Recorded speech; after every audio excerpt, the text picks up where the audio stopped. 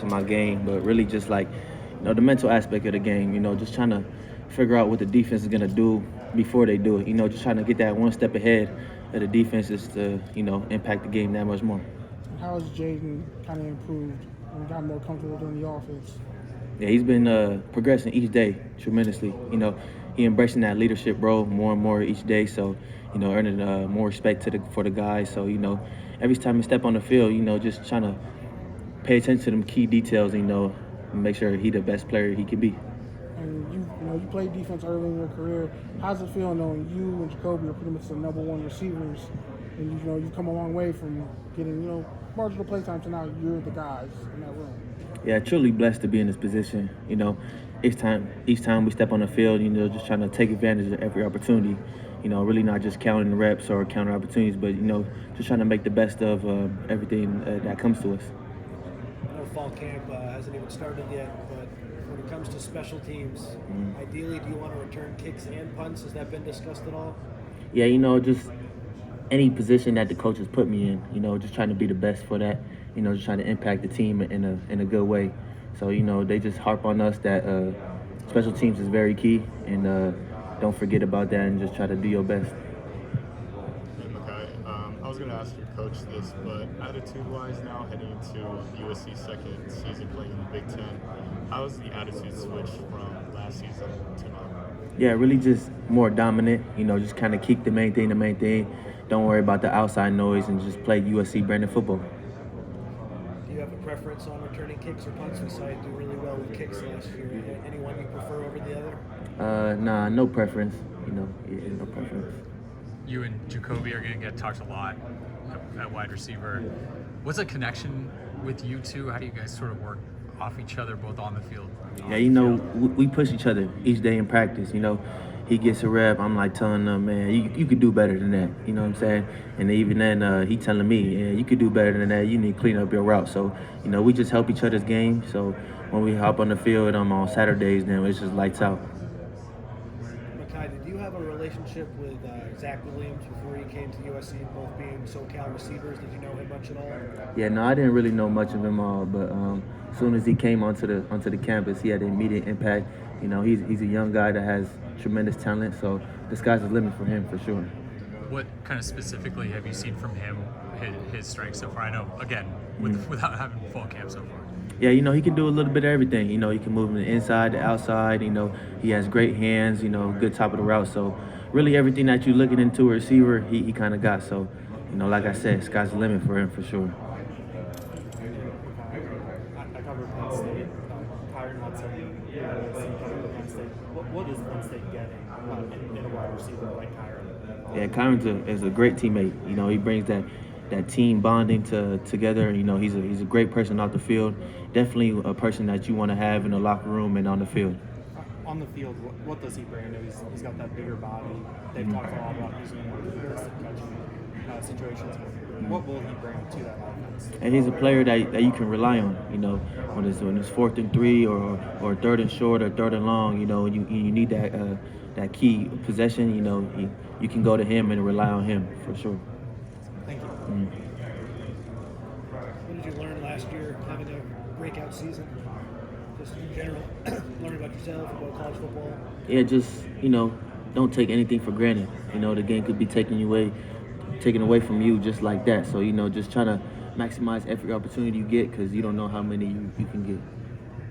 With Jaden this offseason, Coach Riley just talked about being a vocal leader has been a big sort of point of emphasis for them with him. Where have you seen steps forward, and is there stuff you guys do to kind of bring that out in him or help him with that? Yeah, it's really just, telling him that, to embrace that role, letting him know that guys are looking towards you, you the quarterback. So, guys are automatically going to look to you, look for that energy. So just remind him on what that role is, and then he's doing a great job of that, each day.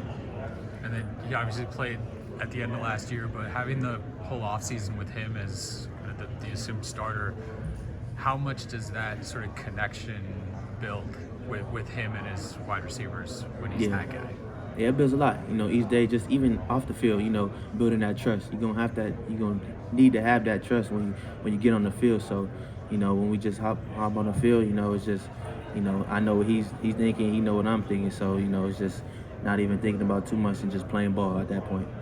If you could give advice to your high school self, what would you tell them? Advice to my high school self, just keep going, don't let anything block out the noise, you know. You're gonna hit some adversity in the road, but you know, just stick through it, and God got the best for you. God, there's been a point of emphasis to keep kids in the 26 class in California. You being from Southern California, do you feel like an extra sense of pride playing for USC? Yeah, definitely. You know, coming to SC, it means a little bit more since I'm, you know, from here. So, you know, to keep the guys, you know, from California going to SC and then staying in Cali, you know, local means the world for sure. What would your message be to kids from California with this class and future classes as well? Yeah, I would say there's no other better place to play, you know, college football. You got the best of every world, you know. It's great schooling, it's important, you know, it's a great living area, you know, you got a great programs, you know, and it's a great alumni around you. You in good hands, you know, you don't got to worry about too much. So, you know, I feel like, you know, come here and live out your dream. How you build that nostalgia to entice kids to want to stay, you know, that's from Southern California, to stay in LA with so many other options in other conferences and things like that?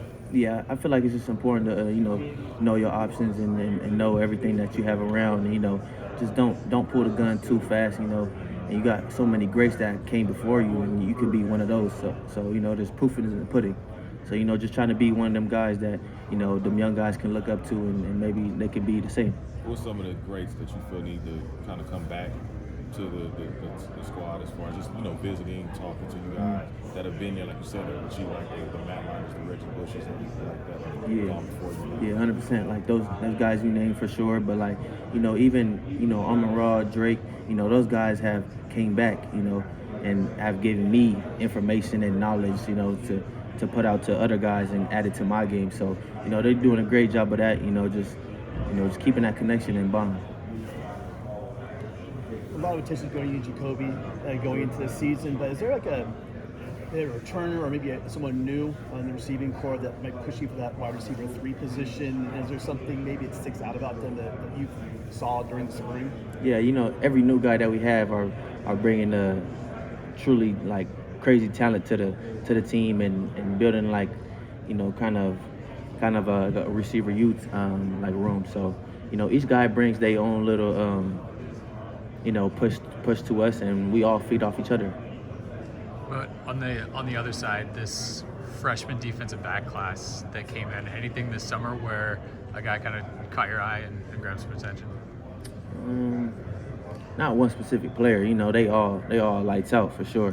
That's one good thing that SC has done. You know, all the young guys can ball immediately. So, you know, each time we going up against practice, it's not like, oh, these are some young guys. So for sure, they getting us better. So, you know, we just got to bring our A game each day, and they're doing a great job of that. And then the program made a change, strength and conditioning. Tremaine Carroll, when he came in with his guys, what was your sense of him? How did they kind of hit the ground running? What's that been like? Yeah, Coach True and his whole program, his whole coaching staff, you know, the program that he brings to our team, you know, had an immediate impact. You know, the guys loved him. You know, we earned his respect. He earned our respect. So, you know, it's just been ever since we hit the ground running, we just been going uphill. So we know how important the strength and conditioning coach is to our program. So, you know, it's only been impacted in a good way. Was there something that he kind of a message he delivered early or something like that, just to kind of, because it's after spring ball that he comes in, so he's got to get a lot done quickly. Yeah, no, 100%. Just telling us just to keep our head down. Don't praise the success too much. You know, after we do one good thing, man, do another good thing. So just keep stacking the days. You know, it's brick by brick. So, you know, we just excited for this season for sure.